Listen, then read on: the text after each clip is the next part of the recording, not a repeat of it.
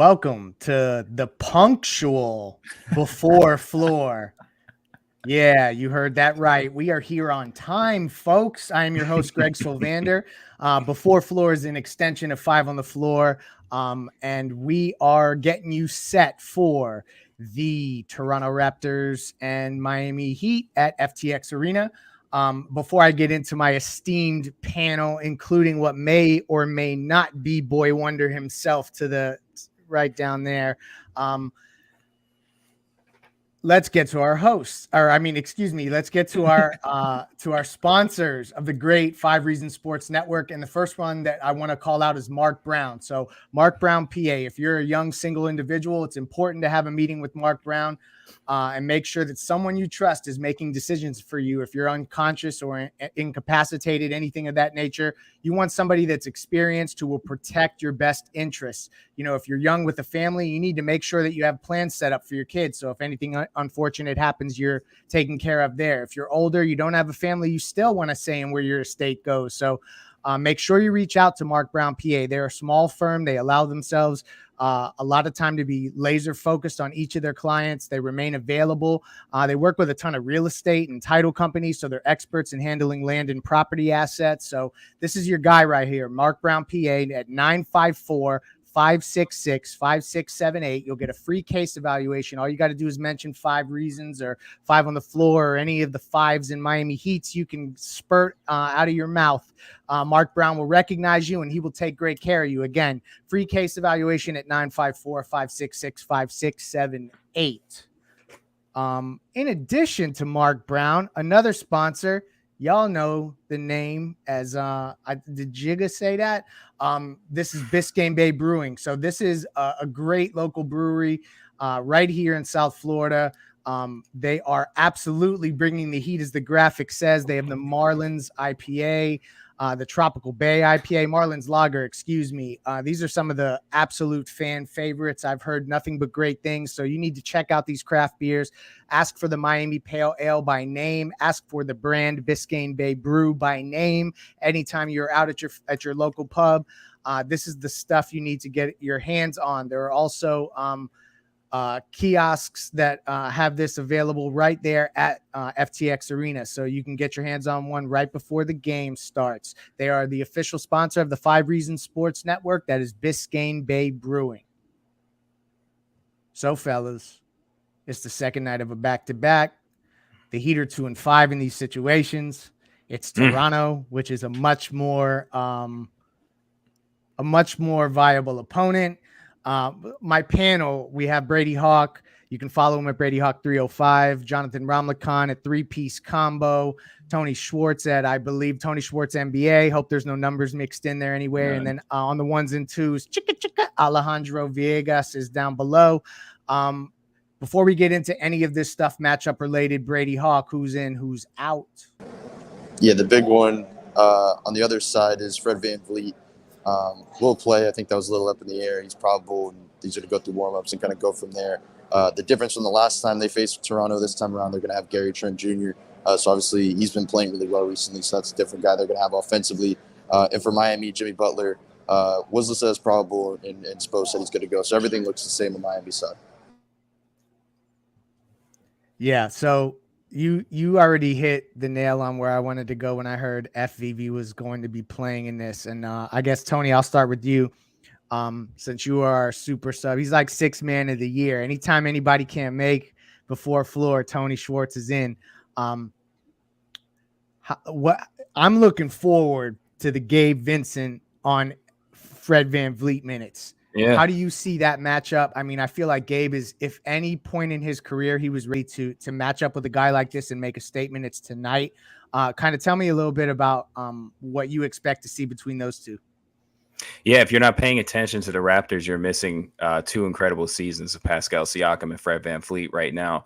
Fred's off-ball ability this year has taken a step. He's shooting like 40% from the right corner, 48%, some ridiculously high number. And Pascal Siakam is putting up all-star numbers, and he's going to be in a real consideration to be that guy. So when you talk about matchups without Lowry, mini Lowry gave Vincent Nnamdi, who turned into prime Michael Jordan the other night, is going to need to show up and turn in to prime the glove, because Fred's going to be initiating every single one of their offensive sets tonight. When Pascal isn't handling the ball, he's going to need to be there to put pressure on the point of attack, because the two threats that the Raptors have are pretty much their only two offensive threats that aren't named Scotty Barnes, right? And we'll deal with him when we see him on the floor. So Gabe at that point of attack tonight is going to be super important for disrupting what they want to get to offensively. Yeah, the other guy, and we're not going to spend a lot of time on Toronto because this is not a Toronto Raptors pregame show. That would be hosted by my homie Gianni Navas. The next guy on Toronto I just want to hone in on for a second is Gary Trent Jr. Over his last two, it's a small sample size, but this is small sample size theater. 32, 5.5 threes made per game. Is anybody concerned with the fact, Jonathan, I'll go to you, that he is back? Like, how do you expect them to deal with the length of I just feel like there's some interesting things. Gary Trent Jr. was one of them in just his scoring ability, but also the length that you're going to see from Toronto's defenders tonight. Yeah, and to continue on your point, over the last 4 games, he's shooting 47% from 3, averaging over 20 points a game. So he's been, like you said, he's been balling. He's one of those guys that can come in, sneak up on you, and just hit a lot of threes. And we know that Miami does sometimes have an issue with getting lazy on closeouts sometimes, and especially in transition when we're playing against a really lengthy team. Our transition defense is one of the worst in the league. In my opinion, at least, because you always seems to have Tyler Hero, Duncan Robinson, or Gabe Vincent in a 2-on-1 situation. And it's just a tough spot to be in. It's not really their fault. But when you have Jimmy or Bam initiating the offense, if a turnover comes off of that, they're not going to be the guys to go back and recover. So I feel like tonight's going to have to be really focused on making sure that we don't sacrifice our good defense by giving up easy opportunities in transition. But from there, Gary Trent Jr. is one of those guys, like you said. I think over the last 3 weeks, they have 3 guys averaging 20 and another guy averaging 15. So they pack a scoring punch, and they're a dangerous team for sure. Yeah, I think Boucher is another guy that can be an interesting matchup. Brady, last night when we talked about people to watch, you were like, I feel like this is a Bam Adebayo game, and you were absolutely correct, which you usually tend to be. So let's switch gears to the Heat. What guys are you looking at tonight to kind of stand out? What matchups can Miami exploit? Can Duncan keep it going? I guess I'm kind of throwing a lot of questions at you, but I know you have a limited time there in the arena. So I just love would pick your brain about what we're going to see. What player is going to blow up tonight? Just tell us. I think the matchup that I'm watching is Tyler Hero always kind of dealing with length. It's something we talked about a lot early in the season. When he faced Cleveland, it was always kind of an issue. Other teams that had length, it was problematic. The last time he faced Toronto, I thought it was probably one of his best games of the season, just kind of taking what the defense was giving him, that they were just going to throw 3 different lengthy guys at him, and he was going to be able to get by, get to the rim, be physical. I just thought that was one of his better games. So I think that's the matchup I'm watching. Can he string that together? Can he get another one? Was it just like a lucky night where he got it going, or is he figuring out this length that teams in the playoffs I know are going to try to throw at him, because it's one of the major things that can kind of slow him down and throw him off his game. So I'm just kind of interested to see him kind of pick that apart. And I think he can. I think could be a rougher Duncan Robinson game than others. Like, I wouldn't be surprised if Duncan doesn't shoot great, just because I feel like they are going to be hounding him on switches. Like we've talked a lot about drop over these past couple games. I think he can do well against switching. It doesn't mean that he can only do well against drop. But this is just a rough matchup for a shooter, because once you get that screen, it's another just lengthy guy right in your face trying to force you to make that inside pass. So I think this is going to be one of those games that Tyler's going to have to just be one of those creators. And then if Jimmy obviously has it going kind of in the mid-range area, I think that can be big as well. Yeah, no, I tend to agree with you there. And on that note, my prize pick of the night, Duncan Robinson, he's at 3. You got to go over 3-point made field goals for him to go over. He's done that in 4 of his last 5. So like on the surface, you think that that's going to happen. But to Brady's point, this may be a Duncan night to go under on that number. And if you do go play at prizepicks.com or download the app, when you deposit, enter the code 5 and you will get your deposit doubled automatically. So make sure to do that. And the play of the night is Duncan Robinson under on 3 projected 3-point shots made. All right, fellas. So the other thing I wanted to go to here was the Raptors are really good defensively. They can do a lot of different things. They're not, I won't say they're the same as the Heat, but they have some guys that are interchangeable in those same kind of ways. They're one of the best teams in the league from a steals perspective. Yeah. Tony, do you think that this is a matchup where the turnovers are something that is going to be indicative of who wins the game? I know that that's kind of a cliche thing to go, but sometimes the Heat have overcame some turnover woes to squeak out victories here at home. Do you think that that is something that may not be like it'll bite them in the ass tonight? You worry about it, especially if Gabe Vincent's having an off day controlling the ball. They're third. They're third in the league in steals right now. They use their length to expert abilities, right? So I was looking at Toronto's weird, all right? They're 23rd in points, 11th in offensive rating, right? This, right around league average, a little bit better on the offensive side of the ball. But they're 5th in field goals attempted. And I'm trying to figure out that math. It doesn't really make sense. How's that possible, right? It ain't working out, but they're second in offensive rebounds. Okay. So they create a lot of second chance opportunities for themselves. They use their length with expert ability to get more shots up, get extra possessions. I think that's the one way Toronto can beat you because they play slow as crap too. So they don't score a lot of points in the half court unless, they're generating extra possessions and they're kind of slow. So Toronto could beat you on the inside glass tonight. This might be a night we want to show some more length, some Yurtsevin, some more Dwayne miss, some stuff like that to kind of slow down that offensive rebounding ability that Toronto shows us. But Miami flashes enough skills. We've played Toronto enough. We know what we're going to get from them. We could get 5 switchable guys for like 10 minutes. We got to be able to deal with that switching front and zone when they run that. And this isn't a team that they're not prepared for. They've played length a couple times this year, and I think Miami's in their bag tonight against this Toronto team. Yeah, and they beat Toronto in the first matchup. Jonathan, I'm interested in your perspective on I completely lost my train of thought here. It left me, y'all. I'm very, very sorry. Yeah, we were talking about them getting steals and then, how they would be able to create advantages against us if they could, It completely left my brain, and that happens every once in a while. That's okay. That's why we impromptu, and I'm not Ethan. What other nuggets do you have, just things that you're looking for in this game as I try to recollect what the hell I was going to ask you initially? Anything else that you're looking for before we get to our picks and things of that nature? I got a surprise pick for everybody as we go around the room as well. But any final thoughts, Jonathan? Yeah, I mean, to add on to Tony's point, last game they had 15 offensive rebounds on us. We can't give up extra offensive possessions to them because it's just going to make it too easy. On the other end, though, they have length, but they don't really have like girth, right? So Bam is going to be able to get down low, really get into foul trouble. I think this is a night where we can see Bam get up there in the foul shot attempts. I think Bam should really be the focus of this game. And I know we talk about it all the time, but if they're going to be doubling and closing out on Duncan really heavy, he's going to be able to make those entry passes to Bam, and he's going to have just basically a one-on-one opportunity at the rim. And those guys in Toronto just can't body him. So if he just goes in at the body, I mean, even Boucher, he's a long, lengthy guy. He's too skinny. He's not able to handle Bam. So Bam should be able to dominate down low, and I think that should be one of the main keys for the win tonight. Guess what? I remembered what I was going to ask, and I'll go to Brady for it. Max Strus has looked weird the last few games. Do we see a short hook on Max? I think he got over 20 minutes in the last game. Is there a chance we could see him slide further out? What is your pulse check on Max Strus, Brady? It's actually weird that you brought this up because I was going to say that I think this is one of these games where Max could be the player of the game or one of the guys on the post-game podium. I think the reason is the sets against this Toronto team kind of benefit him. We've talked about the handoffs for Duncan kind of benefiting in past defensive schemes that they've faced. I think this is a team that Max Strus kind of the main thing that he's utilizing is kind of slipping and kind of relocating to the opposite wing or stuff.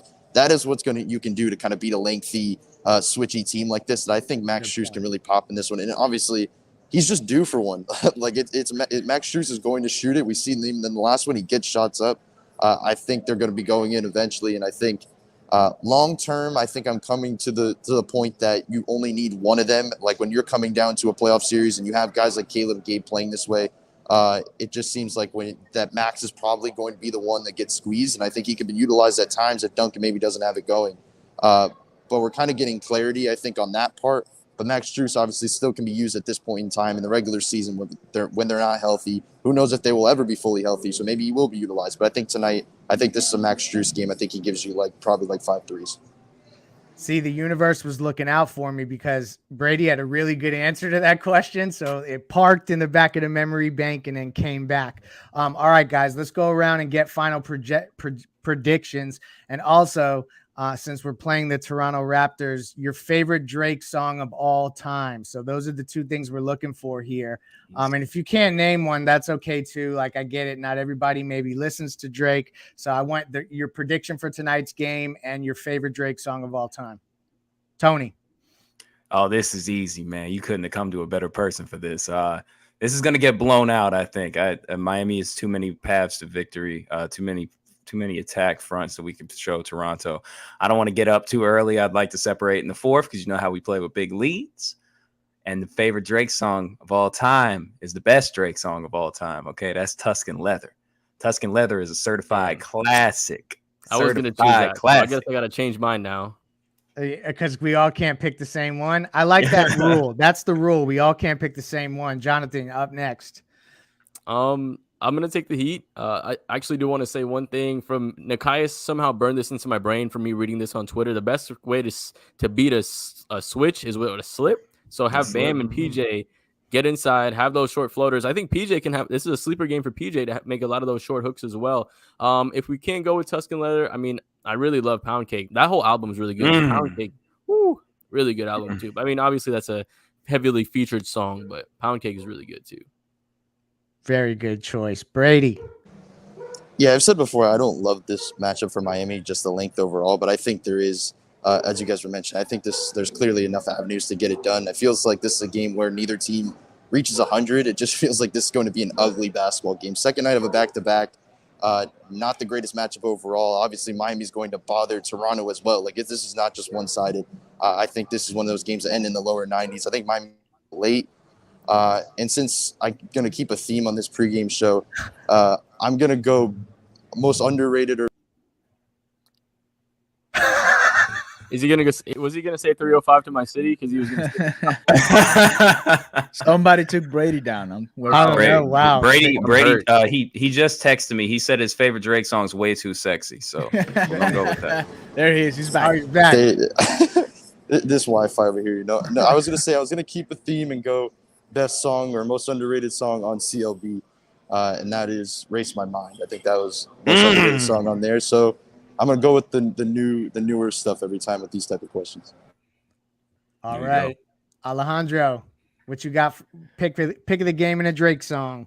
Yeah, I'm gonna go ahead and say that I don't know any Drake songs. I'm sorry to be that guy. I respect that. So to the other question, I was there at the arena when they faced the Raptors a couple of Mondays ago, and it was a very even game. So I'm expecting the same tonight. Hopefully another Miami Heat win. That one went down to the wire, I think, to the last minute. So I'm hoping something similar tonight. Yeah, I know the Heat are 2-5 in the second night of back-to-backs so far this year. So the data tells us that they should lose, but I'm rebelling against data this week, and so yeah, the Heat are gonna get this one. I expect big games from Jimmy and Bam. I think Tyler has a real opportunity, even amongst the length. I'm interested to see how he does. If he has his legs under him, sometimes that length still can't stop him. So I'm hoping to see some of that tonight. Favorite Drake songs. I like Emotionless a lot. I'm not going to lie. That's kind of like one of my favorites, but I'm going with a current one as well, and that's Champagne Poetry, because to start an album like that is just incredibly dope. Thank you for joining us for this pregame show before Floor. We got you ready for the Heat and the Raptors. Make sure to reach out to our sponsors. Again, Prize Picks, use the code 5. Mark Brown, PA, reach out to him. You can find him online and reach out to any of us here at the network, and we can absolutely get you connected to Mark for a free case evaluation. And then Biscayne Bay Brewing, ask for it by name at your local spots. Thank you for joining us. And again, as I always say, and Ethan does not, let's go Heat. All right. Thank you guys for being here with us. Now we're going to listen to Eric Spoelstra's press conference. Then we're going to go to Nick Nurse and we will continue here on the 5 Reasons pregame show. So don't go anywhere. We have more content for you guys right here on the YouTube channel. We are going to start with Eric Spoelstra, a short one, press conference before this game against the Toronto Raptors. Gabe going from more of a 2-1 to a 1-2. PJ getting out of the corner, being a facilitator, using his floater game. Caleb becoming a defender. Is that because you look at the player skill set and say, how can we expand? Or is that because you look at the team's need and say, how can we get them to fit maybe something this team needs to round out the roster? Yeah, I think everybody's right now just wants, one formula, and there's not, with all of these examples that you just mentioned. A lot of times it is based on need. Sometimes it's based on, potential, out of a player, that they can grow and do some more things. Sometimes it's a skill set that they've already had, and sometimes you just learn more about a player as they're in your building and with you on a day-to-day basis. We just try to be open to all the possibilities and maximize as much as we can. You often talk about going to the lab in the off seasons when you have players. Is that something you look at the analytics and other stuff, or is that just sort of groupthink with you and the coaches just saying, hey, can this guy be X, Y, or Z? Sort of, how does that process work? Again, there's a lot to it. It's not necessarily analytics. I'm not really a math guy, so that sometimes confuses me. It's usually just putting together a plan. And starting fresh. It's not cookie cutter. It's not what we've done for one player is automatically what we're going to do with another player. It's being open to the possibilities, having a discussion with the player, having a discussion with the staff. An example with Gabe, that was really EG driving that. And I remember meeting vividly with EG, and he was really, selling me on that he could become a defensive combo guard. Because of his mind for the game, his commitment to player development, and he coached him. And I thought, wow, this is pretty ambitious. Let's do it. Let's go. Put together the program and let's go for it. But it also takes the right kind of student. Gabe was very willing to get uncomfortable and go through that process of kind of reinventing himself, getting out of what he knew, and then when you're pressed to try to get playing time, you all of us are the same. We'd go back to our instincts, and he fought a lot of that and just worked through that process. I thought last year was just tremendous, for his development. Just housekeeping. Jimmy's good to go tonight? Yeah. All right, Coach. Thank you. Thank you. All right, that was Eric Spoelstra tonight, a couple of minutes ago, talking about tonight's matchup against the Toronto Raptors. Now, let's go next to Nick Nurse, a coach from the Toronto Raptors, about tonight's matchup against the Miami Heat. Let's see what he said about this game.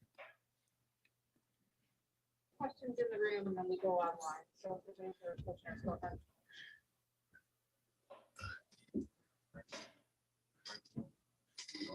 Yeah, we don't know yet, but he's looking like he's he's probable. They're going to give him one last test here, Doug. We should find out here shortly.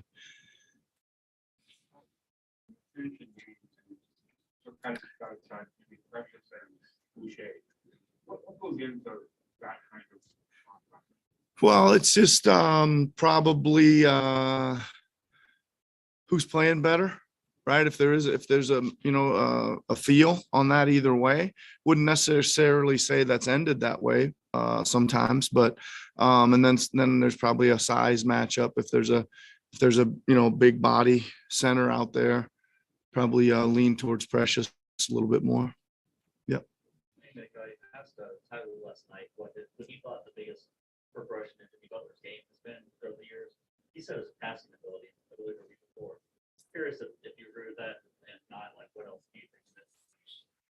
Well, that's certainly one of them. I think that all the guys that score in this league, as they go on year by year, they see a lot more defenses. They get a lot more experience and chances in figuring out, once they've drawn a double team or people have come hard to help, that they got to get off it, right, and find the right basketball play. And I think It's usually a progression for guys. You could say it.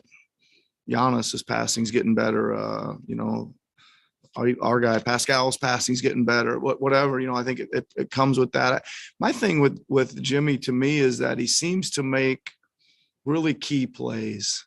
Right? He just like when they really need something, there he is. It may not be a bucket, but it might be a pass. It might be a lot of times it's just drawing two foul shots.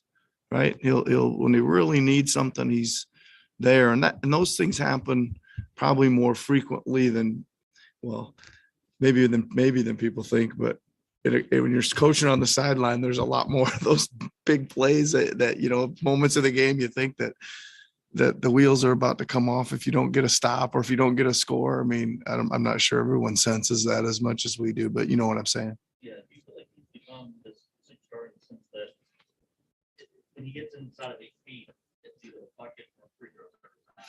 It's hard to kind of teach your guys how to play more defense without fouling. Yeah, I mean, we try to teach them. A lot of times lately, I've just been saying, get ready to go block out on the free throw. Get ready to go block out the free throw and get on to the next play a lot of times. Yeah.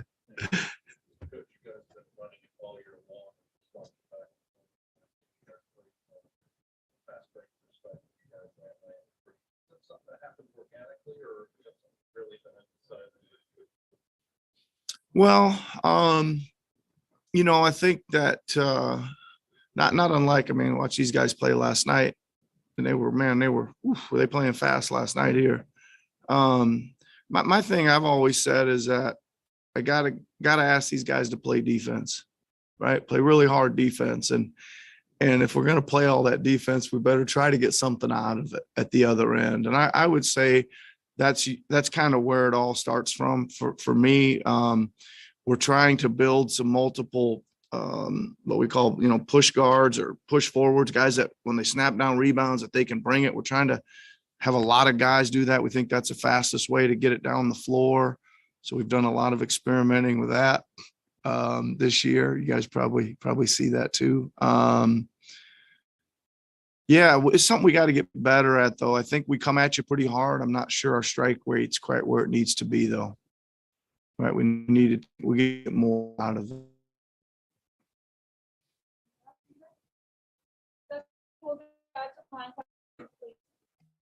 Okay, thanks, Jen. We'll start with Michael Grange.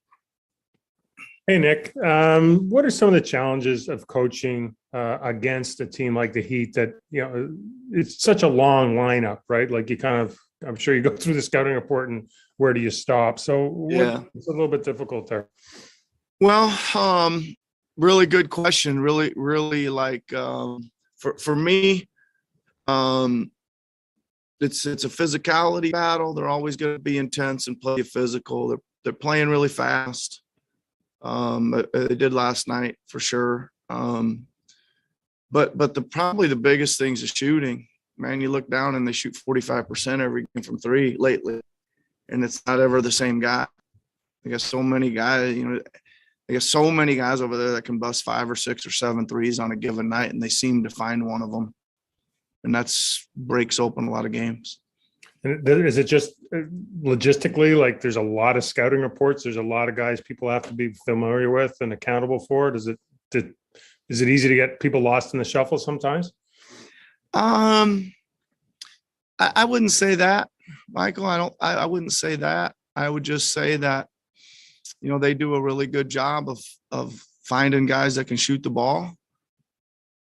And then in the games, they find them, right? They get it to them. They run good stuff. There's a lot of guys that can hurt you in the paint off the dribble. So, that causes another problem, which usually chain reactions it out to guys. But they really got a bunch of guys shooting, to me, with extreme confidence, running hard up the floor, coming hard off screens and pulling the trigger without a thought. Thanks, Nick. Have a great night. Thanks, Michael. And next we'll go to Josh. Hey, Nick. You've got a few days to fill out your all-star ballot. I know that coaches like to try and reward winning, but you look at the East standings right now, it seems like there's more good teams than usual. Does that parity change the criteria for you at all, or does it just make that process more difficult? First of all, thanks for reminding me about that, Josh. I got that email a couple of days ago. I talked about it a little bit, but I haven't given it a thought here in about 36 hours. So thanks for reminding me. I mean, I usually will go through it the same way. I mean, I really will start at the standings and look at the teams at the top and get their best players down there and go from there. And until I do that all the way through and look at what it looks like, I guess I'm not going to have a very good answer for you. Maybe Monday I'll have a little more info for you before the next game. How about that? I'll ask you again next week. Okay. Have you started sending any texts or making some calls on behalf of your guys? Yeah, I have. It's it was pretty hot and heavy there for a couple days, and I think the same as me. Everybody, when the stuff came through on Thursday, there was a lot of traffic via text both ways, sending and receiving, and then been a couple quiet here for a couple days. I have to get back on it tomorrow with the day off. Great. Thanks, Nick. Good luck tonight. Josh. And next we'll go to Kelsey. Hi, Coach. I wanted to ask you about Delano Banton. We've seen him go down to the 905 a few times, have some career games, and then come back and play some meaningful minutes. Personally, what are you seeing? What improvements in his game are you seeing when he comes back from the 905? Yeah, well, he's just kind of general overall confidence. First of all, I think that his, he plays with great pace up the floor. He's really been a kind of a spark off the bench for us because he can change the pace. Probably noticed that he's less hesitant or more confident, or whatever the right term is that when it gets kicked around on him to shoot the three ball. I think he probably earlier in the season turned a few down or wasn't sure he should shoot, and now it seems like he's getting his feet and his hands ready, and it comes over to him, and he's stepping into him, and he's made some, so that's good.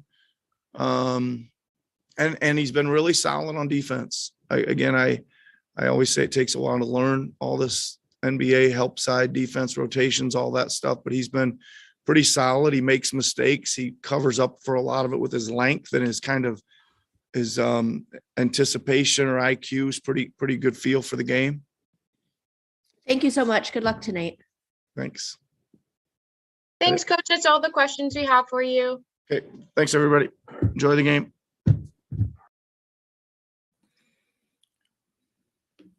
All right, that was Nick Nurse, coach for the Toronto Raptors, talking about tonight's matchup against the Miami Heat. Let's go now, and we're going to share with you guys some of the latest Five on the Floor, the latest episode, talking about if not managing leads late in the game could be something to be a little bit worrying for the Miami Heat, especially looking forward into the playoffs. So let's go ahead and play that here. Keep sending your messages, keep sending all your comments. We thank you very much. Remember, if you haven't done so, please subscribe to our YouTube channel and turn on the notifications. That's also very helpful for us to keep growing as we are reaching 16,000 subscribers here on the 5 Reasons YouTube channel. So here we go.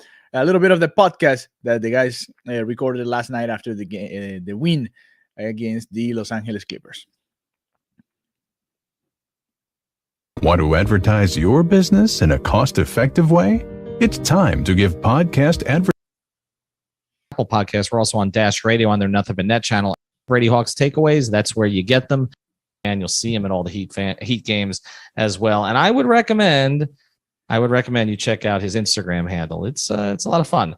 Ask about me. I got you. That's where you go there. Ask about me. I got you. Give him a call at 954-829-ERIC. It's 954-829-ERIC. Again, he specializes in personal injury law, including car accidents, slip and falls, medical malpractice, and more. 954-829-ERIC. And now, tonight's episode. Down to Biscayne. Yikes. 5 on the floor. Ride for my dogs. Where here's the thing. You can check the score. Hustle hard, couple scars, wearing bubble frauds. Just like Butlers said, you in trouble, y'all. Kept the floor playing, got an all band. Y'all seen the block, stop with one hand.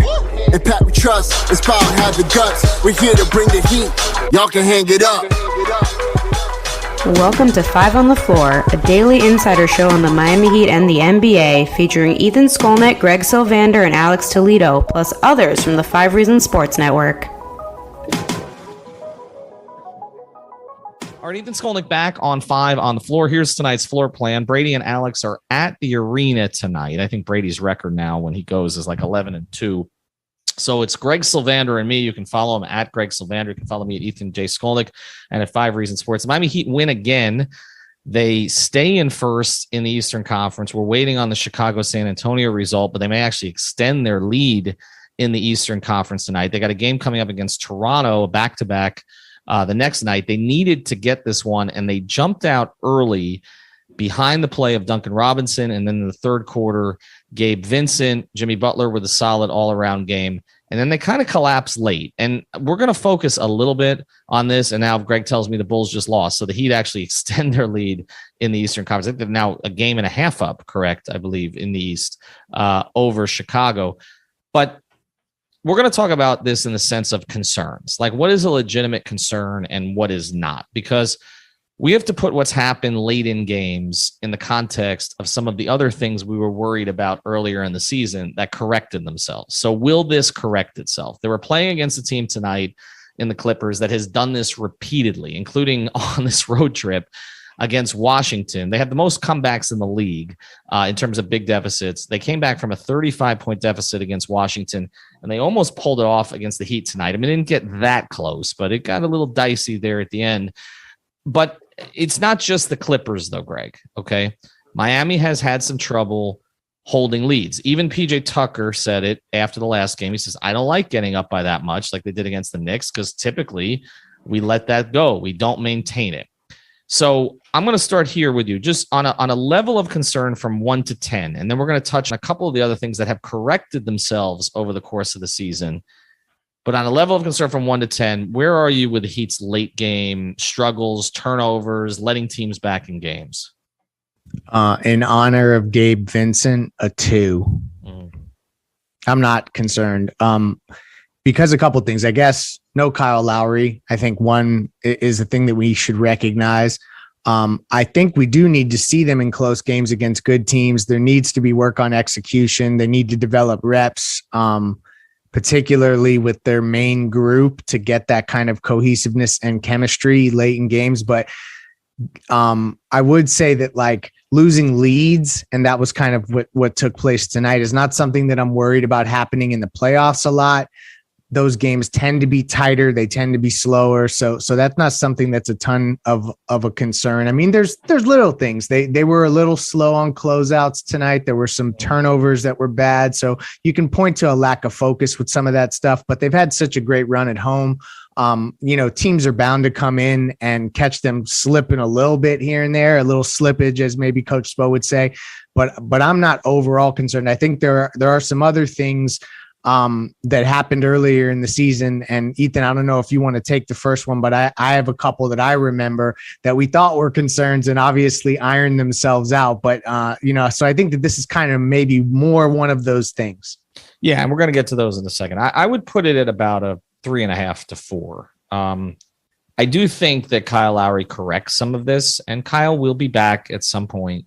As I've said on now multiple programs, at this stage, he's in lockstep with the Heat on his situation. It's a personal situation. It's not a dispute. It's not an injury. We know what it is, and I'm just going to leave it right there. Okay. But he will be back at some point, and he will help this because there will be someone to inbound to who knows how to close out these type of games. And I feel like that has been part of the problem. Essentially, without Kyle Lowry, this team looks like the team from last year down the stretch of games, which is Jimmy sort of overhandling, dribbling down the clock, and you're kind of hoping he gets fouled because he's been so good at the free throw line, and you're kind of hoping in some situations he doesn't shoot. And I feel like that's where we're at. Or the ball's in Tyler's hands. Yeah. And some of the stuff that Tyler does so well throughout the course of the game, making reads and all of that, there tends to be a little bit of sloppiness with the ball at the end of games, and we saw that in the backcourt. There were 2 situations today that I think were his fault. There was one that I don't think was his fault. But the ball tends to be in their hands or in Bam's hands. And as much as a playmaker as Bam is, sometimes he can get stripped late in games and things kind of go awry. So I do think having Kyle will help this some. But I also think that they're going to need some time with Kyle at the end of games to develop an end of game, if that makes sense. Like where do they go to get a basket? Because right now it's pretty much the PJ Tucker corner three, and he was unbelievable tonight. But as unbelievable as he has been at that all season long, where it seems like he's hitting 75% of those in clutch moments from the same exact spot, you can't count on that all the time. I mean, other teams have other things. Like a Giannis dunk is more reliable than even, a PJ Tucker, at the level he's been at from three. Yeah, that's supposed to be the release valve, right? But it seems to be their option. Like that's and I like that option better than some of the other things that they've gone to. And I like it better when Jimmy probes and then finds him than Jimmy kind of forcing a fadeaway. But again, the Nets, Durant, there are places Durant can go and get to on the court that nobody can guard him if he late in game. That you can get there. If Kyrie comes back at some point with that team, there are certain spots on the floor that Kyrie's gotten to late in games. The Heat don't have that. They got guys that are kind of most of the way there. Like Jimmy can probe, can get in the lane, can get fouled. Bam has certain things to go to. I liked him going back to the jump hook today. This was a strong Bam game. Brady predicted that in pregame. I think we needed to see one of those. He was a little bit more aggressive tonight. And Tyler obviously can get to certain spots, but again, can be a little sloppy with the ball. So I do think that they need reps. And execution. Gosh, they need that. That's like, to your point, because they don't have a guy that can just say, get the hell out of the way and I'm gonna get a bucket. I mean, Jimmy can maybe do that in spurts. I won't totally discredit him after we watch that finals.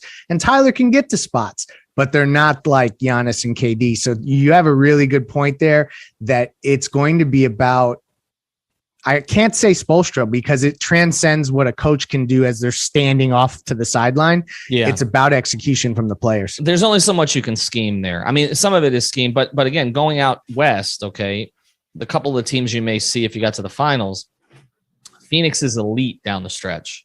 They know exactly what their game is, okay? And both Chris Paul and Devin Booker play off of each other to get to the mid-range. And then again, Steph is just a takeover player when he's right. And so, again, you don't even need to scheme that, right? The Heat need to scheme some of it, but then they need to execute it.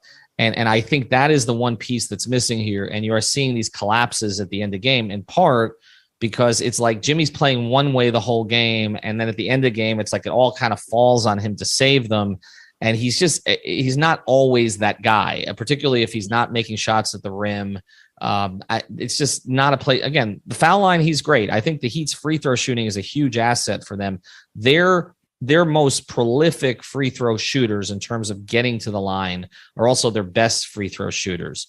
And that's really important. But again, I think they need to see Kyle. But the reason I'm not going to make it again more than a 3.5 or 4 is because Kyle is coming back eventually, but also what we're going to discuss after the break, which is that there have been things we worried about this season that have corrected themselves, and a couple of those things showed up tonight. Before we do, I want to tell you about a couple great sponsors of the 5 Reasons Sports Network. We're going to have you use the product code here, okay? This is for all of your grooming products, all right? It's for your cologne.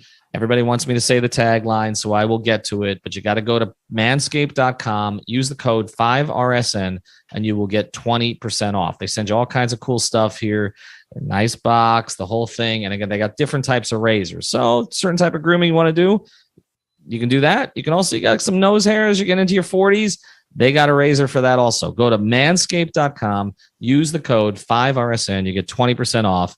And as I have to say here, your balls in your body will thank you. There are actually people who stopped me at the Heat game the other day and just said that and kept walking. That is great. There you go. You could also use that product code, though, for a couple of other things here. If you're an endurance athlete, get Salis.com. That's get SALIS.com. Use the code 5RSN. You get 10% off. This is to replace your electrolytes in a healthy way. Okay, not just by pounding a bunch of Gatorade. Okay, go to getsalis.com. You get 10% off. And of course, for your premium CBD, use the code 5RSN at therapistpreferred.com. That's for the gummies, the tincture, the sports cream to help you sleep and to help you recover.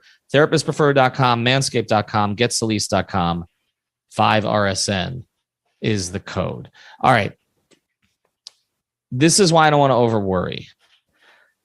We need material here. Obviously, it's what we do. We have a network. I mean, it's not just this show. We have multiple shows. We do pre-games. We do post-games. We do with this Clutch Corner. There's Full Court Press. There's Feel the Heat. We have a ton of Heat content. And so there are things that we tend to obsess over. Okay. They get into our cycle in the same way that certain topics get in the ESPN cycle. And there were a couple of topics that we hammered hard. Okay. One in the offseason was, what are they going to do when Kyle Lowry's out? Right. That was one of them. Well, Gabe Vincent's been pretty damn good. I mean, they're 12-4 with him as a starter now. He had 16 points in the third quarter. That's his third 16-point quarter of the season. He's making the reads. He's shooting nearly 40% from three now. I said before the year, if he could just get to 35%, that was the baseline that they were looking at. And the other thing that, of course, has corrected itself is Duncan Robinson, who, let's acknowledge, you've been out on Duncan for a little while. Yep. Duncan shots have been walking in. that back. Duncan shots have been in. He's now shooting 43% from three over his last 20 games, which is elite again on high volume. Not as high volume as he used to be, but still high volume. But also tonight, you saw the effect of the gravity. You also saw him making correct reads. You saw him. He made his last 11 shots from two, getting into the lane, doing some creation. He looks like a confident player right now. It is almost like the switch flipped, Greg. So, like, are we concerned about either of those things anymore? Because I feel like on the level of concern, like the level of concern on Duncan was like an 8 3 weeks ago, and the level of concern about backup point guard was like a 7 or 8 before the season. Yeah, I mean, it's funny because we're concerned about Duncan, but the Heat are second in the league in 3-point shooting field goal percentage.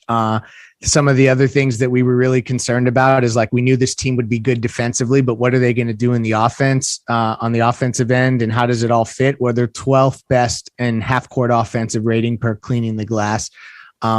We worried about if Lowry was out, could they still continue to play transition basketball? And I know Lowry hasn't been out a ton, but they're second in transition offensive rating per cleaning the glass. So again, that's another statistic that lends itself to show you that they're able to stay afloat with the style of play that's necessary, even when guys have been down.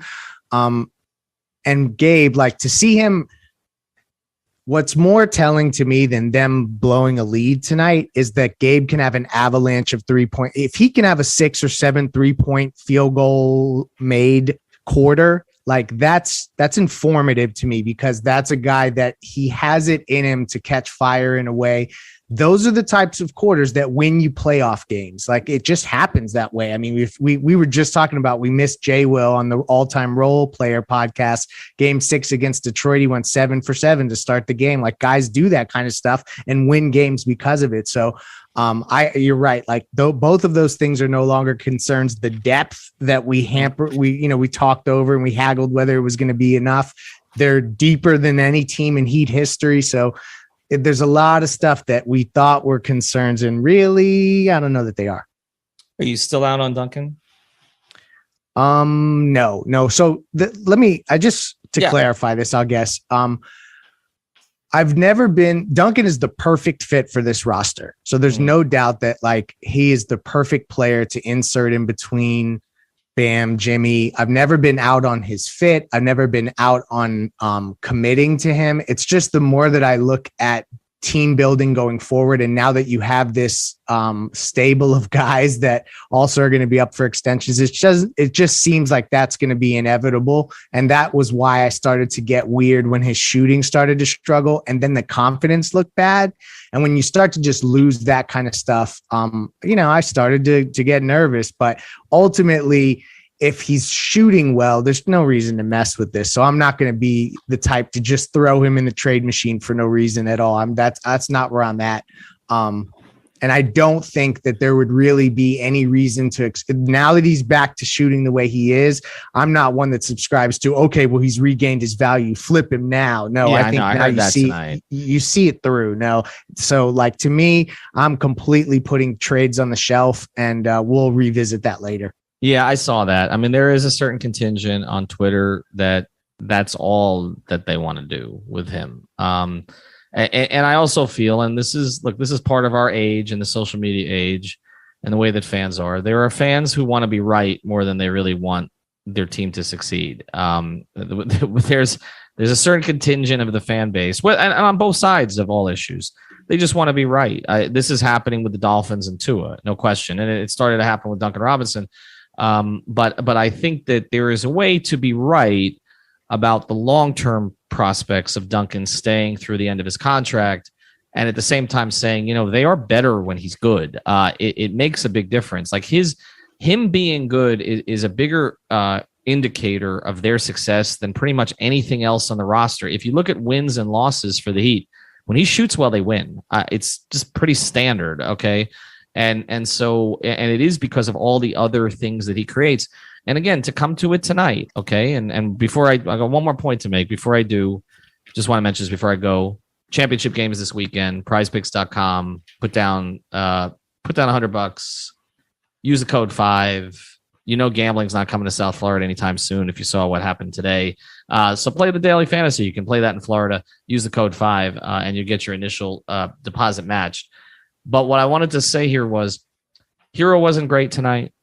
Strus has been off for about a week and a half, right? Martin gave you some other stuff, but didn't shoot the ball particularly well tonight. And they still had enough. They have enough players in this roster to carry when some guys are not playing well. So they can overcome. It's like having Strus allowed them to overcome Duncan's struggles for a period of time. But now you're seeing it's reversed. Now it's reversed. Okay. And this is the kind of team that they have. And that's why some of this may just work itself out, because Eric may just be able to go to the hot guy. If Caleb goes through a stretch where he doesn't shoot well, he regresses back to the norm a little bit in that. He's going to give you other things. That may be the opportunity to get Oladipo some of those minutes when he comes back. If Gabe goes through a little bit of a trough, which may happen at some point, also maybe an opportunity for Oladipo. I didn't think this was Dedmon's best game tonight. He had some moments, okay, but he also had early foul trouble. And I thought, okay, you might see Yurt tonight if you were playing against a team that had a couple more bigs. So I do think that there are opportunities for these other guys to get in. And just to close the book on the episode, I think the late game stuff needs to be fixed a little bit, but I think Kyle will help with that. But most of the concerns we've had about the Heat this year have resolved themselves in some way. They might have answers for all of your questions. Check out our sponsors, Eric Rubenstein, personal injury attorney. Of course, use the code 5RSN at manscaped.com, therapistpreferred.com, getsthelease.com, and at prizepicks.com. Use the code 5.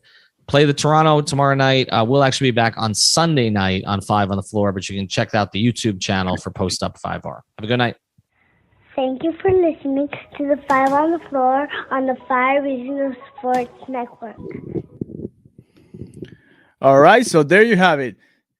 Tonight, remember, as soon as the second quarter is over, go over to Twitter and check us on halftime, on our halftime show there with Sean, with Tony, with Marco. They're going to be there doing the halftime show. And then after the game, right after the fourth quarter is over, or if they go to extra time, as soon as the game is over, come over here to the YouTube channel so you can join us for the post-up show on the 5 Reasons YouTube channel. Have a good night. Thank you for joining us. Remember to subscribe, to give it a thumbs up, to turn on the notifications, and we will see you later tonight, and enjoy the game. Miami Heat, Toronto Raptors coming up